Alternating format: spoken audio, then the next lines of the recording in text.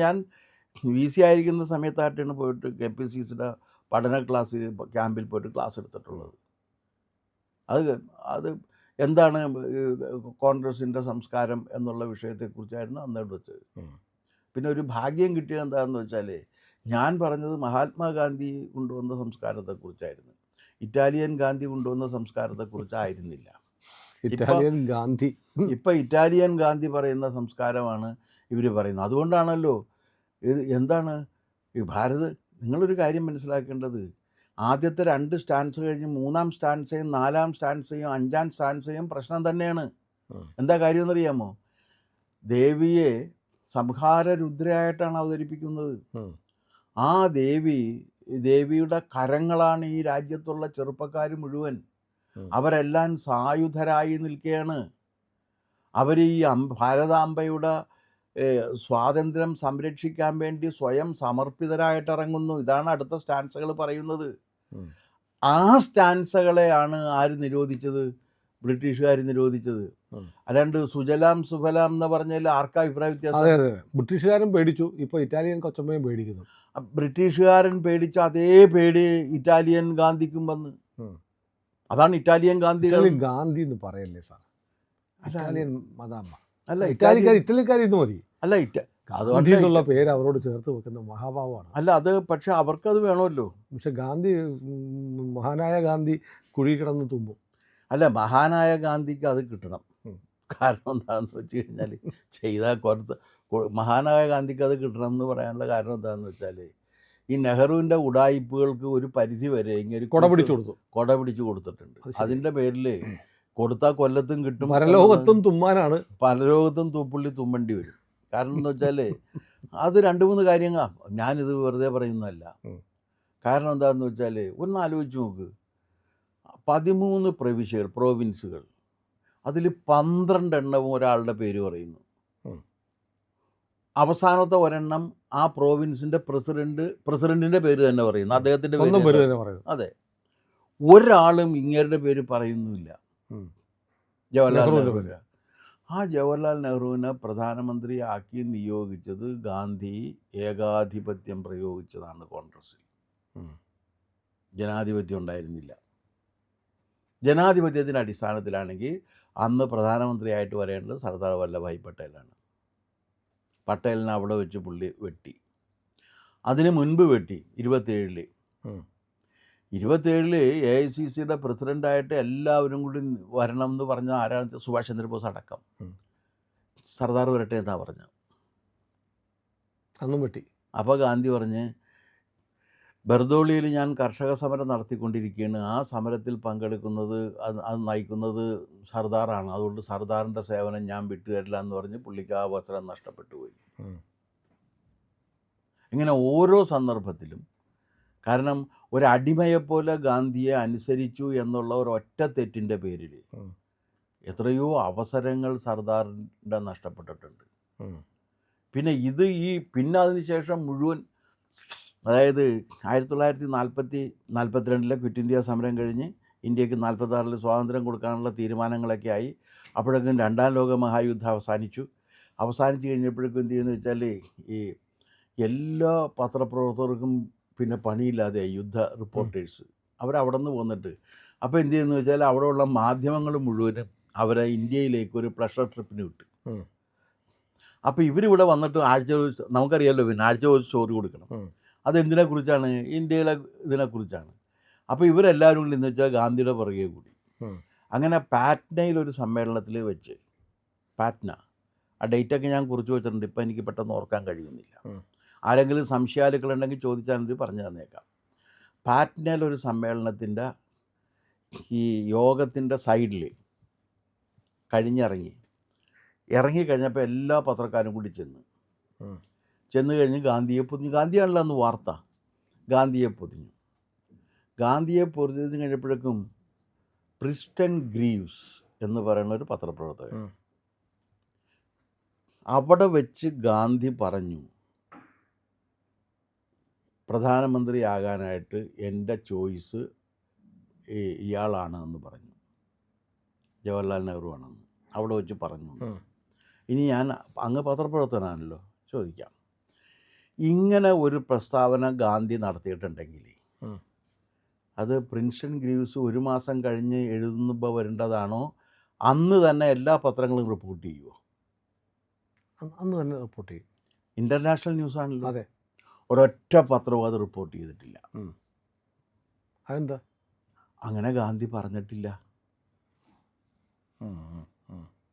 പറഞ്ഞെങ്കിൽ, പിന്നീട് അത് ഉണ്ടാക്കി കുക്ക് ചെയ്തൊരു സ്റ്റോറിയാണ്. അല്ല പറഞ്ഞെങ്കിൽ വാർത്തയാവുമായിരുന്നു. പിന്നെ അത് മാത്രമല്ല, ഗാന്ധി പ്രിൻസ്റ്റൺ ഗ്രീവ്സിനെ മാത്രം വിളിച്ചു എഴുതിയിട്ട് ഇങ്ങനൊരു സാധനം ഉണ്ടെന്ന് പറഞ്ഞിട്ടുണ്ടായില്ലല്ലോ. ഗാന്ധിക്ക് അങ്ങനെ ഒരു പരിപാടി ഉണ്ടായിരുന്നില്ല. പരസ്യമായിട്ട് പ്രഖ്യാപിക്കലായിരുന്നല്ലോ. പ്രിൻസ്റ്റൺ ഗ്രീവ്സ് ഒറ്റയ്ക്ക് ഗാന്ധിയോട് പോയി സംസാരിച്ചിട്ടുമില്ല. ഇത് കഴിഞ്ഞിട്ടൊരു സ്റ്റോറി കുക്കടപ്പ് ചെയ്തുണ്ടാക്കിയത്. അത് ഈ യൂറോ സെൻട്രിക് ട്രഡീഷൻ ഉണ്ടാക്കിയെടുത്തൊരു സ്റ്റോറിയാണ്. അതിൻ്റെ അത് കിട്ടി അവർക്ക്. കാരണം ഇന്ത്യ ഭരിക്കുന്ന അവസാനത്തെ ബ്രിട്ടീഷുകാരൻ താനായിരിക്കുമെന്ന് നെഹ്റു പറഞ്ഞത് ഇതിൻ്റെയൊക്കെ അടിസ്ഥാനം. അല്ലാതെ ഗാന്ധി ഇങ്ങനെ പറഞ്ഞു എന്നുള്ളതിന് വേറെ തെളിവില്ല ഇന്ന്. മനസ്സിലായി. It was A cooked up story. അപ്പോൾ അതുകൊണ്ട് ഈ സ്വാതന്ത്ര്യ സമരത്തിൻ്റെ ചരിത്രം നമുക്കൊരു റിവ്യൂ അത്യാവശ്യമാണ്. നമുക്കങ്ങനെ ഈ സ്വാതന്ത്ര്യ സമരത്തെക്കുറിച്ചുള്ള 1-2 എപ്പിസോഡുകൾ ചെയ്യണം. അല്ല, ഒരു റിവ്യൂ അത്യാവശ്യമാണ്. കാരണം എന്താണെന്ന് വെച്ചാൽ ഈ നമ്മളിപ്പോൾ കേട്ടിരിക്കുന്ന വേറൊരു കാര്യം എന്താണ്, ഞാനും നിങ്ങളുമൊക്കെ പഠിച്ചേക്കണ കാര്യം എന്താണ്, മഹാത്മാഗാന്ധിയുടെ ഏറ്റവും അടുത്ത അനുയായിയായിരുന്നു ആരെന്ന്? നെഹ്റു. എന്താണ് പ്രാണശിഷ്യനെന്ന് അങ്ങനെ എന്തോട്ടൊക്കെ അല്ലേ നെഹ്റുവിനെ വിശേഷിപ്പിച്ചേക്കുന്നത്. 1927 ഡിസംബർ 27 അന്ന് he wrote a letter to Gandhi. എന്താ പറഞ്ഞെന്നറിയാമോ? I have little faith in your truth and non violence. I do believe in Soviet socialism and secularism. I don't subscribe your view that there should be Hindu-Muslim unity. Being a secularist, if secularism is being implemented, there is no need for any unity between one religion and other, because religion itself will become irrelevant. ഞാൻ ഇനി അടുത്ത ചോദ്യം, സത്യത്തിലും അഹിംസയിലും വിശ്വാസമില്ല എന്ന് പറയുന്ന ഒരാൾക്ക് ഗാന്ധിയുടെ ശിഷ്യനാകാൻ പറ്റുമോ? പറ. വേറെ നിങ്ങൾക്ക് ആരും ആകാം. കാരണം ഗാന്ധി പറയണ ഇതെൻ്റെ പ്രാണവായു ആണെന്നാണ്. പിന്നെ മതം അപ്രസക്തമാണെന്ന് പറയുന്ന ഒരാൾക്കും പറ്റില്ല. പിന്നെ വേറൊരു കാര്യമുണ്ട്, ഗാന്ധി പറഞ്ഞേക്കണ പ്രധാനപ്പെട്ടൊരു കാര്യം എന്ന് വെച്ച് കഴിഞ്ഞാൽ ഇതെൻ്റെ പ്രാണവായു ആണ് എന്ന് മാത്രമല്ല, ഞാൻ സനാതന ഹിന്ദു ആണ് എന്നും പറഞ്ഞു. അതെ. അതെനിക്ക് തോന്നുന്നു ഇന്ത്യൻ രാഷ്ട്രീയത്തിൽ ഗാന്ധി അല്ലാതെ മറ്റാരും പറഞ്ഞിട്ടില്ല, ഇന്നും പറയുന്നില്ല. ഇന്ന് എല്ലാം പുരോഗമനവാദികളല്ലേ. അതെ. അപ്പോൾ അങ്ങനെ പറഞ്ഞിട്ടുള്ള ഗാന്ധിയുടെ ശിഷ്യനാണ് പണ്ഡിറ്റ് ജവഹർലാൽ നെഹ്റു എന്ന് നമ്മളെ ചരിത്രം എഴുതി പഠിപ്പിച്ചത് ശരിയോ തെറ്റോ നിങ്ങൾ പറയുക. ചരിത്രത്തെ വീണ്ടും വായിക്കേണ്ടിയിരിക്കുന്നു. അല്ല, ഇതെങ്ങനെയാണ് ശരിയാകുന്നത്? നെഹ്റുവിന് വേറെ ഒരുപാട് മഹത്വങ്ങൾ നിങ്ങൾ പറഞ്ഞോളൂ. പക്ഷേ ഗാന്ധി ശിഷ്യൻ എന്ന് പറയുന്നത് ഗാന്ധി അവഹേളിക്കുന്നതിന് തുല്യമാണ്. കാരണം ഗാന്ധി ശിഷ്യനായിരുന്നില്ല. അത് പക്ഷേ നെഹ്റുവിനെ ഞാൻ കുറ്റം പറയില്ല. നെഹ്റു ഈ കാര്യം ഗാന്ധിയെ എഴുതി അറിയിച്ചു. അപ്പോൾ ഗാന്ധി എന്താ പറയുന്നത്? I have lost a faithful friend and comrade.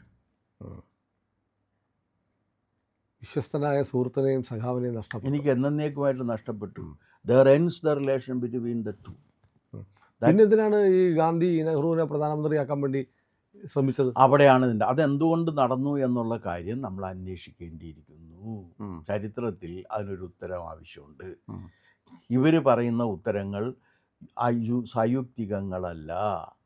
എന്തുകൊണ്ട് ഗാന്ധി ഇത് ചെയ്തു? ദുരൂഹതയുണ്ട്. ഞാൻ ഈ പറഞ്ഞ കത്തുകൾ ഞാൻ വായിച്ചത് ഏത് പുസ്തകത്തിലാണെന്നറിയാമോ? രാമചന്ദ്ര ഗുഹയുടെ പുസ്തകത്തിലാണ്. Gandhi the years that changed the world എന്ന് പറയുന്ന പുസ്തകം. അദ്ദേഹം 3 പുസ്തകം ഗാന്ധിയുടെ ഇത് വെച്ചിട്ട് ഇന്ത്യൻ ഹിസ്റ്ററി എഴുതിയിട്ടുണ്ട്. India before Gandhi, India after Gandhi, Gandhi the years that changed the world.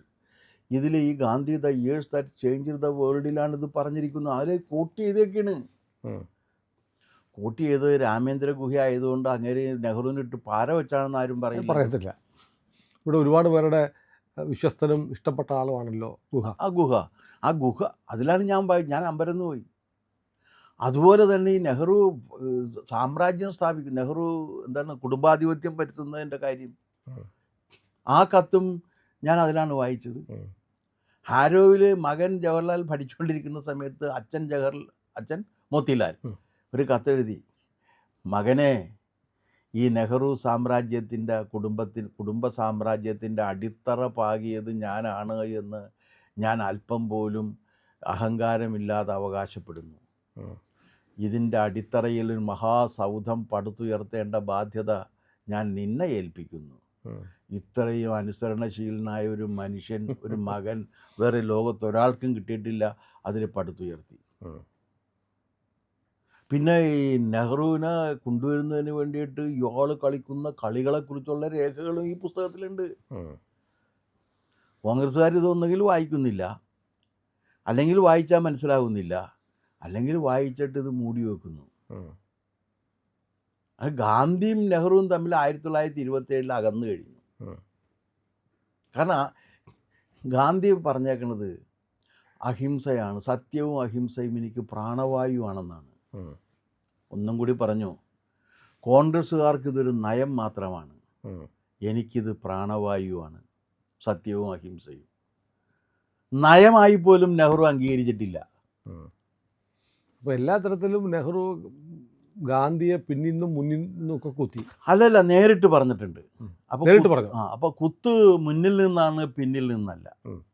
ഇങ്ങനെയൊക്കെ ചെയ്തിട്ടും തൻ്റെ ആശയങ്ങൾ പിന്തുടരുന്നില്ല എന്ന് ബോധ്യമായിട്ടും മുക്കാലെ മുണ്ടാണി വിഭാഗം ജനങ്ങളും മതത്തിൽ ജീവിച്ചുകൊണ്ടിരിക്കുന്ന ഒരു രാജ്യത്ത് ആണല്ലോ ഇന്ത്യ പോലുള്ള രാജ്യത്ത് ഒരു സെക്കുലറിസ്റ്റായ ഇയാളെ എങ്ങനെ ഗാന്ധി നിർദ്ദേശിച്ചു എന്നുള്ള കാര്യം ചരിത്രത്തിലൊരു ഉത്തരം ആവശ്യമുണ്ട്.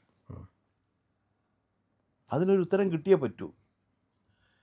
കാരണം അതിൽ നമ്മൾ ഇതുവരെ അറിയാത്ത കഥകൾ അതിൻ്റെ പിന്നിലുണ്ട്. ചരിത്രം ഒരു ദിവസം ഇതെല്ലാം എടുത്ത് പുറത്തിടും. ഇപ്പോൾ ഈ ചോദ്യങ്ങൾ വന്നല്ലോ, മുമ്പ് ഈ ചോദ്യങ്ങളെ ഉണ്ടായിരുന്നില്ല. അതെ, സ്കൂളുകളിൽ കുട്ടികളെ കാണാത്ത പാഠം പഠിപ്പിച്ചു വെച്ചിരുന്നത് ഇങ്ങനെ ഗാന്ധിക്ക് ഇങ്ങനെ ഗാന്ധിയുടെ മകനാണ് എന്ന് പിറക്കാതെ പോയ മകൻ. പിറക്കാതെ പോയല്ല, ഗാന്ധിയുടെ ജീവിതവുമായി ഒരു ബന്ധവുമില്ലാത്ത മകൻ, ഒരു ബന്ധവുമില്ല. പിന്നെ ഒരു കാര്യമുണ്ട്, നെഹ്റു ജയിലിൽ കിടന്നെന്ന് പറഞ്ഞു കഴിഞ്ഞാൽ എ ക്ലാസ് തടവുകാരനായിട്ടാണ്. അതെ, സ്വന്തം വീട് തന്നെ, കൊട്ടാരം പോലെയുള്ള ബംഗ്ലാവ് തന്നെ ജയിലാക്കിയിട്ട് പുള്ളി അവിടെ താമസിപ്പിക്കുകയായിരുന്നു. അപ്പോൾ ബ്രിട്ടീഷുകാർക്ക് ഏറ്റവും പ്രിയപ്പെട്ടവനായിരുന്നു. ലേഡി മൗണ്ട് ബാറ്റന് മാത്രമല്ല. ഏതായാലും ഇത് കൗതുകമുള്ള, അറിയേണ്ടുന്ന ഒരുപാട് കഥകളാണ്. KSR ഇനിയും നമ്മളോട് ഇതൊക്കെ പറയാനുണ്ടാവും. നമ്മൾ തുടർച്ചയായിട്ട് ഇത് ചെയ്യും. നമ്മുടെ ചാനൽ ഇതുവരെ സബ്സ്ക്രൈബ് ചെയ്യാത്ത ആളുകൾ ഉറപ്പായിട്ടും ചെയ്യണം, അല്ലെങ്കിൽ ഇതൊക്കെ വലിയ നഷ്ടമാണ്.